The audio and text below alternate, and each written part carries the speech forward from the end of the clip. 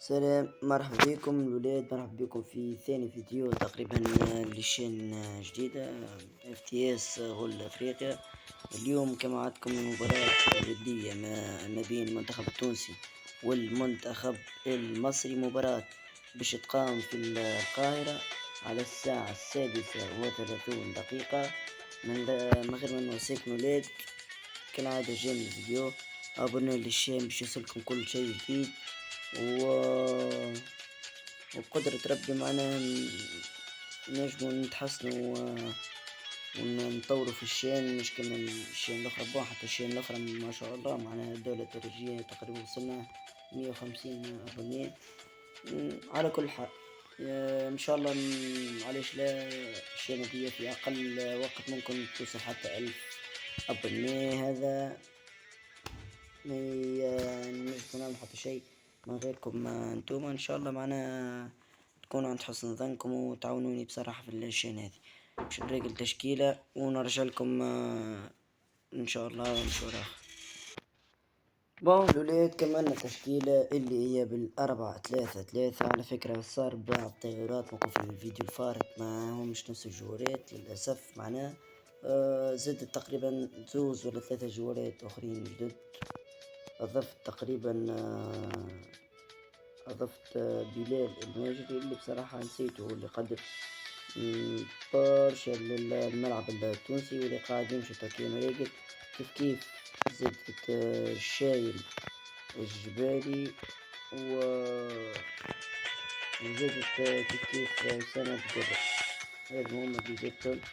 على كل حال ولاد، تقريبا بال4-3-3. حرس المرمى بن شريفية، الدفاع طابي مريح درادة بن حميدة، وسط رمضان الصخيري والعيدوني، هجوم الماجري وجويني بالعربي، في الاحتياط بشير بن سيد، حلب على المجري، أسامة بقر، غيلان الشعلالي، طه ياسين الخميسي، نعيم سليتي، ويوسف المساكني. في هذه المباراة باش نخليكم تستمتعوا في هذه المباراة ان شاء الله. علاش ليه اول بداية خاصة معناها ما هيش في رادس، اللعبة باش تكون خارج رادس ان شاء الله. علاش ليه نربح ان شاء الله اليوم قدرة ربي. مربوحة اللي نصر خرطاش. خليكم بعد الفيديو ما نسوش نعملوا ترتيح بين الشوطين ونشوف شنو صار.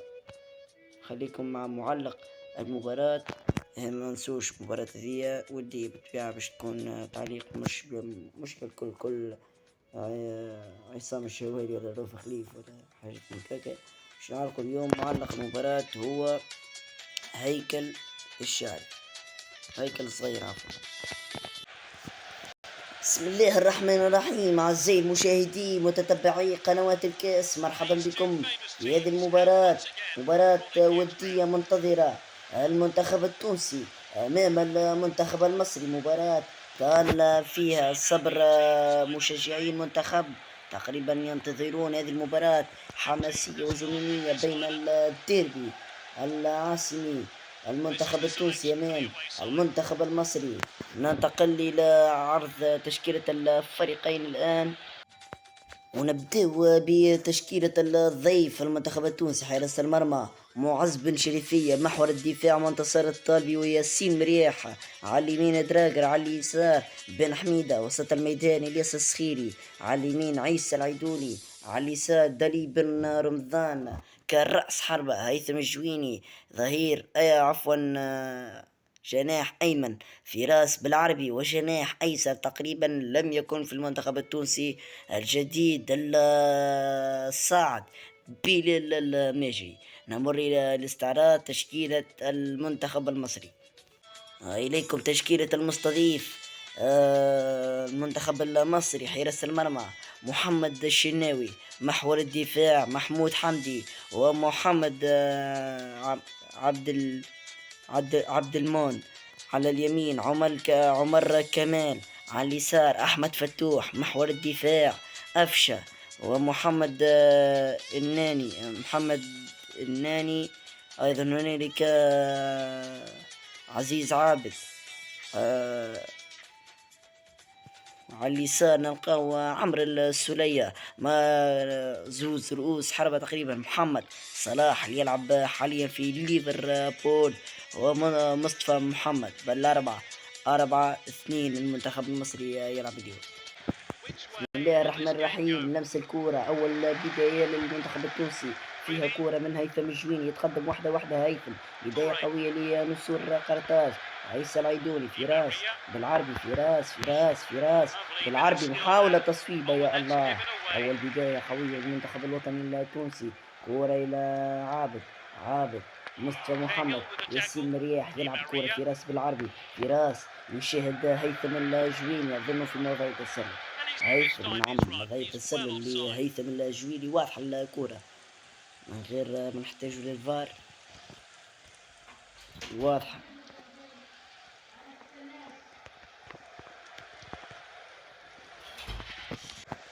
عذرا على انقطاع الصوت وانقطاع البث تقريبا في هذه الهجمة المرتدة للمنتخب الوطني التونسي، في هذه الكرة إلى فراس بالعربي، وممتازة الهجمة فراس، يا الله يا الله يا الله، فراس يدخل منطقة الجزاء بالعربي، تصويبة الله. محمد الشناوي موجود الآن تقريبا 22 أو 21 دقيقة لعب، لا جديد يذكر لا قديم يعاد. هذه الكرة من هيثم الجويني، محاولة تصويبة من بعيد، يا الله يا الله، كورة كانت قوية جدا، جميلة الكورة، الله الله الله الله، كورة كانت قوية، قذيفة صاروخية. أول كورة عن طريق دليل بن رمضان، فراس بالعربي لدراجر، يا مقصية جميلة من دراجر، محمد دراجر، كانت مقصية ممتازة جدا. دراجر يرجع كرة إلى معز بن شريفية، قدم تقريبا موسم ممتاز مع الترجي الذي التونسي. معز بن شريفية يصنع الحدث إلى هيثم الجويني، هنالك المغالطة من هيثم جويني إلى عيسى العيدوني، الياس الصخيري يا الله، كرة ضربت تعود إلى المنتخب التونسي، ضربة تماس. دراجر إلى فراس بالعربي فراس، عيسى العيدوني، بلال الماجدي، أول كرة بلال، يا بلال، يا بلال، أول كرة قد تفطن لها حارس المرمى محمد الشنوي. شوف بلال الماجدي، يا الله بصراحة، هذا الشاب الصاعد، هذا الشاب المتميز اللي قاعد يمر بفترة انعاش ممتازة جدا. هذه كرة من الطابي، توزيع داخل منطقة الجزاء، شوف الإعادة، شوف الكورة بابا منتصر، الطالبي يوزع مقصية هيثم شويني، الحارس يتألق. المنتخب التونسي تقريبا ما شفناش هجمة ولا هجمة وحيدة للمنتخب المصري كأول كورة تقريبا جات لمعز بن شريفية. كورة فراس بالعربي، رجع دراجر يحاول تكتيك الكورة ولكن خطأ لصالح المنتخب المصري. تلعب الكرة طويلة إلى الأمام، منتصر الطالب ياسين مرياح، يطول الكرة ياسين ولكن قبلها صفر، تحكم أسامة رزق الله لإنهاء هذه المباراة 0-0. وإياكم إلى نمر إلى استوديو التحليل الفني هيكل الشعري، الزميل العزيز لك الكلمة. شكرا زميلي العزيز هيكل صغير، شكرا على تعليقك الفني، تعليقك الممتاز لهذه المباراة. تقريبا المنتخب التونسي يعمل شوط ممتاز جدا، ممكن حتى البوزيسيون معنا 69-31.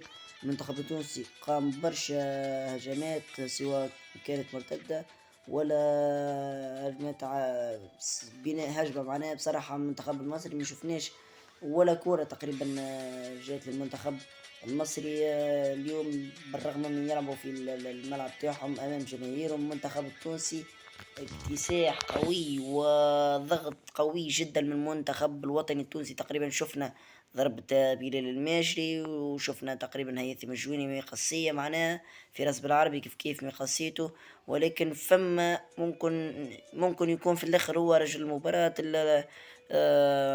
محمد الشناوي، جارديان متاع المنتخب المصري. بصراحة ابداع من حارس المرمى محمد الشناوي.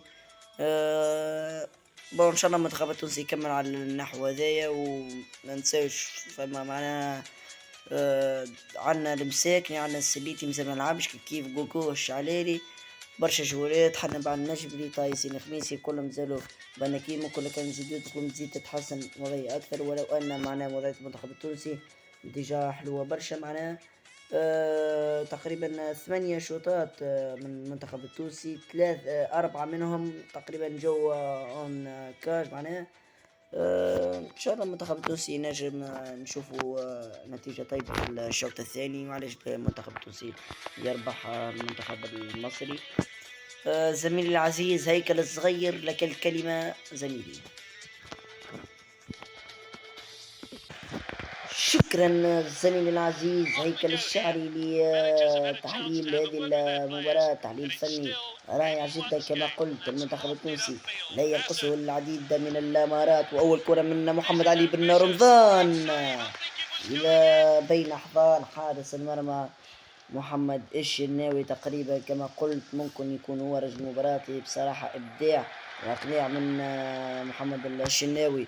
ولا كرة إلى عيسى اللاعدوني، عيسى اللاعدوني عيدوني، والهدف الأول.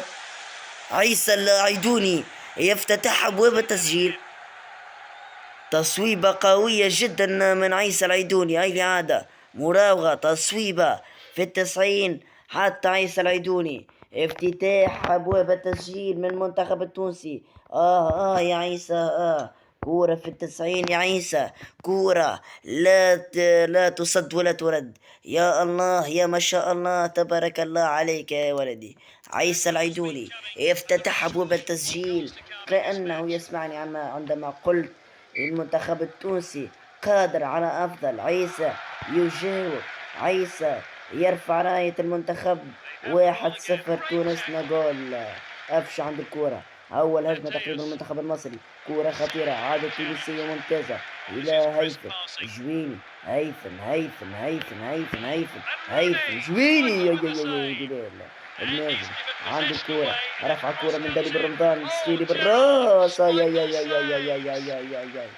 بصراحة بدون أي شك بإذن الله كرة خطيرة. يا الله على حارس المرمى. حارس كألف. محمد الشناوي تلعب الكرة إلى الأمام. فراس بالعربي يعمل المراوغة. فراس بالعربي تصويبة قوية. يا مرت تقريبا بعض السنتيمترات على العارضة. يا كورة كانت قريبة. يلعب الكرة كبيرة تقريبا. قاعد نشوف يزيد ممكن مش ندخلوا للملعب في كرة هذه حلوة من بلال المجري. ثاني الهدف الثاني من بلال المجري. هاي الإعادة. أول كورة من هيثم جويني من مسافة بعيدة. بلال يحط الكورة في التيران. بلال يحط الكورة وسط الكاج. اضرب يا بلال اضرب. كورة قوية جدا زلقت بين أحضان حارس المرمى محمد الشناوي. نعم خروج الجويني وبلال الماجري. دخول النمس يوسف المساكني والقناص طه ياسين الخنيسي. يلعب الكرة إلى الأمام. خنيسي أول كرة أول افتكاك من ياسين يصنع الهجمة إلى يوسف المساكني محاولة. يا يوسف كورة كانت ممتازة من يوسف المساكني. على فكرة خروج عيسى العيدوني السحب الهدف الممتاز ودخول حنب على المجبري. الكرة في راس بالعربي لا يوسف المساكني وضعية تسلل أحمد فتوح. خروج أحمد فتوح لم يعلن عن شكون خل. كرة من يوسف إلى فراس. يا الله إبداع من حارس، إبداع من المعلم شناوي اليوم بصراحة. قناصو أمين بن حميدة. افتكاك الكرة محمد صلاح بامتياز. خطيرة الكرة. أفشة يتقدم واحدة. أفشة في كرة من داري بن رمضان. محمد علي بن رمضان تدخل بامتياز هذا تدخل والهجمة المرتدة. ولكن الحكم يعلن عن إنهاء هذه المباراة. ألف مبروك للمنتخب الوطني التونسي. 2 وقبل لا شيء خارج الديار. المنتخب التونسي يصنع تاريخ، يصنع الفرجة، يصنع الحماس ويشعل هذه المنافسة. تقريبا هذه مباراة ودية، لكن اليوم المنتخب الوطني التونسي قرر أنه ممكن السنة يجيب كوب دافريك 2023 الكوت ديفوار. علاش لا؟ أول بداية من المنتخب التونسي 2 بلاش في مصر، وكذلك جوالات جدد ما شاء الله عليهم، يعطيهم الصحة، قدموا مباراة ممتازة جدا. نعود بالصوت والصورة إلى تحليل المباراة. هيكل الشعري لك الكلمة زميلي العزيز. شكرا زميلي العزيز هيكل الصغير، شكرا لتعليقك هذه المباراة. تقريبا كما قلت المنتخب التونسي يتحسن في الشوط الثاني وفعلها المنتخب التونسي، فاز على المنتخب المصري عفوا 2 مقابل شيء. ألف مبروك، ألف مبروك مرة أخرى للمنتخب الوطني التونسي. بداية قوية. قبل كان الكوت ديفوار 2023. المنتخب التونسي عنده ليستا قوية ياسر، عنده جوارات، عنده نيفو معين يحب يوصله. ان شاء الله بالتوفيق للمنتخب الوطني التونسي في المباراة القادمة. كذلك على ما اظن مباراة ودية، على ما اظن امام مالي او السنغال. تقريبا هكذا ما وردنا في الجرايد او في الصحف. معناها المنتخب التونسي امام مالي او السنغال، واحد منهم معناه. وان شاء الله المنتخب التونسي ربي يوفقه، وان شاء الله يكون على احسن وجه معنا في كان الكوت ديفوار 2023. نلتقى ان شاء الله واياكم في المباراة القادمة، والسلام. مرحبا بكم ولاد. الماتش كمل الحمد لله. انتصرنا 2 مقابل لا شيء. المنتخب التونسي بصراحة ما كنتش نتوقع المنتخب التونسي باش يكتسح على نظيره المنتخب المصري. الحمد لله 2 بلاش كما قلت لكم. حتى الجولات اللي جاتكم تقريبا ما شاء الله تبارك الله، عاملين برشا جهد، برشا قليل تم الولاد، برشا جرحى الولاد بجاء. والله حرام، اقسم بالله حرام لو كان الفيديو هذا ما تطلعوش على الاقل، على الأقل 100 جيم، على الأقل أقل حاجة يلزمو 100 جيم. وأبوني بالله براس ميمتك أبوني للشان هذيا. خلينا نطلعو في أقرب وقت. ونورمالمون قررت سي المباراة الجاية للمنتخب الوطني التونسي أمام منتخب مالي والسنغال باش تخرج القاعدة هذيا. نبدو من مالي ولا السنغال؟ نعدو من مالي، نعدو ما بين مالي والسنغال باش نعدو 10. اللي يجي المنتخب اللي باش تجي فيه هو باش نلعبو ضده. بسم الله. مالي سنغال 1، مالي 2، سنغال 3، مالي 4، السنغال 5، مالي 6، السنغال 7، مالي 8، السنغال 9، مالي 10. والمباراة القادمة أمام المنتخب المالي إن شاء الله مباراة ودية كذلك كاستعداد ل كان 2023 الكوت ديفوار. المباراة هذه باش تكون بإذن الله في الملعب الأولمبي برادس إن شاء الله. علاش لا نربحوا المباراة هذه؟ كما قلت لكم الولاد، بارتاج ماكس جيم للفيديو، ابوني للشين، وملتقى انا وياكم في المباراة القادمة. مازال جديد ومازال برشا حاجات باش تجي ان شاء الله، والسلام.